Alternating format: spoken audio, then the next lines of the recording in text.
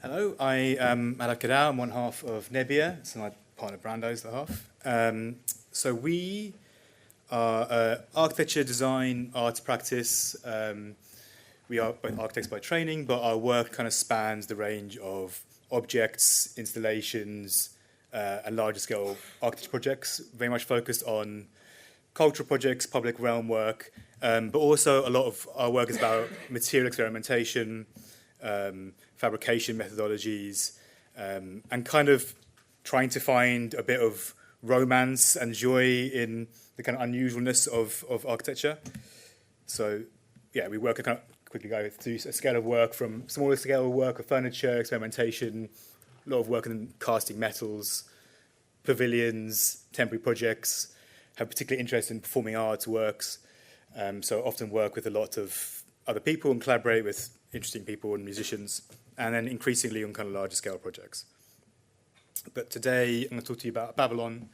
So last year, or sorry, 2-3 years ago, we were asked out of the blue by Coachella, the music festival in California, to design an art installation as part of the 2024 festival. So every year they commission 3-4 different architects, artists, to make a very, very large scale installation. And these kind of have various forms, and they often have a particular sort of aesthetic, and the festival as a whole has a kind of aesthetic. And I guess a lot of our approach to work is to try and find the kind of irreverence in something and take something with a kind of approach in a kind of slightly different way. So we use this as an excuse to test out a lot of different ideas, things that have been circulating in our minds, different references that have been coming to us. And the idea of Babylon itself and the Tower of Babel was a kind of interesting thing to us because it has multiple connotations. It's a place that's about the gathering of people and humanity, but it also has this other connotations of the kind of decadence and hedonism of man and our ability in the attempt for man to reach the sky through rebuilding the earth. And it felt like this maybe was a kind of interesting analogy to the festival. And also we have this kind of interest in monumentality, but also in some ways the kind of destruction of monumentality and why we have this sort of attraction to it. It's sort of attempt to make us feel insignificant as well is kind of a thing we're really interested in. And this is a picture of St. Clement Danes Church was on fire during the Blitz. And it's something that's always resonated with us as well, because I think there's something alluring about destruction. There's something alluring about the uneasiness of this image and the kind of being drawn into it and almost wanting to kind of seek the fire. And I think some of these themes are things that we kind of wanted to explore. Also looking at the actual landscape. This is Joshua Tree, which is basically where Coachella is held, and it's made of these incredible rock formations. And a lot of our work is actually kind of stems from landscape and from use of the earth and things going back to the earth, and it kind of felt like a really nice reference point. And then finally, also just little experimentations of things that we just do in our kind of day-to-day lives.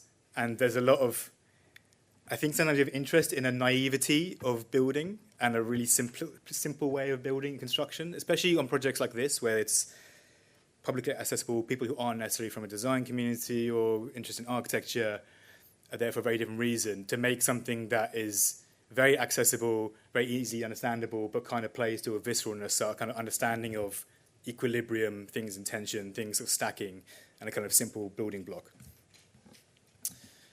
And so this is the 3 artworks commissioned. And this idea of the kind of irreverence was our idea of basically trying to pitch something that was kind of a tombstone, that was this dark, monolithic thing in the middle of the space that was real counterpoint to all the other work that was there, kind of a bit of a front to the space. And it's this tower, and it's a tower that is also inhabitable. So once again, I think the way we think about doing these artworks is often that they are places to be more than things just to see. So in this construction, very simple, it's made of a series of repeating modules that were stacked together and designed really through these kind of very large-scale models between us, between their on-site art department, and very, very simple initial construction. It's actually just built. They use telegraph poles they put into the earth so they don't affect the ground. And it's actually made of many little modules because, one, for assembly, but two, it gets taken apart and becomes many little sculptures. So actually, its afterlife was already that it was become multiple little sculptures that exist in the cities around Coachella Valley, which is what they do with a lot of the artworks. So the artworks are either kind of recycled into next year's ones or they're sold on to the area. And we made them these sections that are then slotted in over these telegraph poles. And to give you a sense of scale, this is essentially a 60-foot by 60-foot by 60-foot box. So it's 22 meters high. So it's incredibly massive for temporary artwork. And then very simple construction in a way, steel frame, but then and a timber clad. And just basically because of the scale of it. Let's see if this is going to work. It doesn't look like it's working. But basically it's sprayed insulation. So it's paper. It's just like literally just paper that's sprayed on and with a sort of plant fiber that keeps it together. So the idea is that even though it's this kind of grey mass that looks heavy and sort of foreshadows everything, it's very soft to touch and had this kind of hairiness to it. I'll pass it to Brando to go. Oh, I've done the damage. Hello. We're back. So yeah, this is Babylon, and is at the opening day. Coachella, the festival opens from 12 to 12, so it's quite a long time to hang around a piece of art. That's why we were sure from the beginning that we didn't want our installation to just be a colorful landmark in the ground. We just wanted Babylon to be something else, something that evolves while you're at the festival, something that somehow dialogue with you in a different way if you're up close or if you're far away. As you approach it and as you enter the festival, it's not exactly, as Madhav was saying, what you would expect from a Coachella art installation. At the beginning, it looks like a simple stack of monoliths or a stack of blocks. Has been named the rocks after the people that were there. And the idea was to design something that looks otherworldly, something that it could have been sitting there for centuries, maybe 1,000 years, but it could also have been dropped in from the future. Moving around, you realize that all these blocks have actually rounded bottoms, and they've been designed to look like they're all supporting each other, and all of them, they like help to stay in this delicate state of balance, and it looks like they could just fall apart from one second to the other one. During the day, the shadow would just really change, highlight the edges, highlight the texture of the surface, and sometimes on certain perspectives, you start seeing through the tower or seeing within the structure. There was the reveal that something was happening inside. And as Madhav was saying, we're architects. Everyone in the studio is an architect. We like architecture. We like to design architecture. We like to experience architecture. And that's why Babylon ended up being this inhabitable installation and not just a sculpture that you can look at. All these gaps that I've been talking about, on the ground, you could just walk through. There was one on each side, all of them different height and width. And then once you go in, there is the big reveal of this void within the tower. Again, it's 65 feet tall and basically like almost an obstructed space hidden within the tower. The festival ground is really, really wide, and we wanted this space to feel like a completely different experience, so a tight and narrow, tall space. All these blocks that you can see from the outside, they're extruded inwards and going up higher in the space, they will come together to make and accentuate the inner space and make it feel even higher.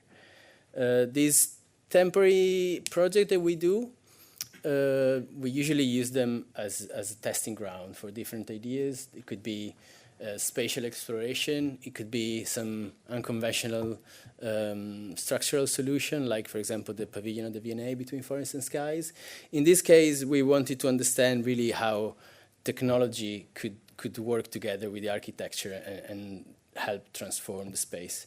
In fact, the major transformation in the space was happening at sunset, when all the interior faces of the space, they would become basically illuminated by 8 projectors, and the entire space would become a 360 cinematic experience. You can see here.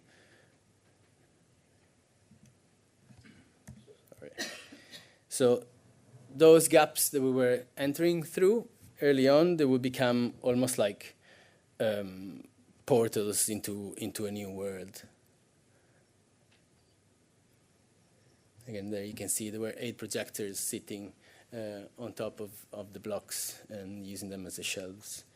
We curated this 18 minutes long film. There were many different types of footage that we used in the narration, from 360 footage, so 360 environment. We were taking advantage of having screens basically surrounding you, to moments where the entire space was becoming more a kaleidoscope, and every face was mapped with the same footage. And the narration would transition from a natural environment and 360 wide spaces to a more zoomed in elements of nature into more abstract towards the end. The 12 minutes mark, I think, was a good length for us, in a way, for people that wanted to see the whole thing. They could just sit in there and wait for the end, or people would just go in and out, and every time they were coming in, they would find a new section of the movie. We were in front of the main stage, so actually this tower would act almost like a shelter for the wind. At night, the temperature would drop quite a bit, so especially during intermission between the change of the artist on main space, people would just come in to be in a bit of a warmer environment. This projection and this cinematic environment that was happening from the inside was being projected on the outside through the gaps that we could see early on. And this, again, was a way to interact with people, not only when they were inside the tower, but like expand and start like this dialogue and invite people to explore once again the space, even if they've seen it before. And the whole tower, from this mean and austere looking tower that you encounter when you enter the site on the first minutes of the openings, then will become this really colorful and ever-changing structure. And then the flame of the fire that is burning inside, in one of our reference images that Madhav was talking about, was happening and appearing right here at night. So yeah, you can see that now. The relationship that you can have from the tower, also from outside, you could really see this fire burning within. And somehow, when the main stage was occupied, with the amount of people that were surrounding our towers, the scale was coming and looking even bigger. And yeah, we're grateful that so many people actually managed to experience our design. Thank you very much.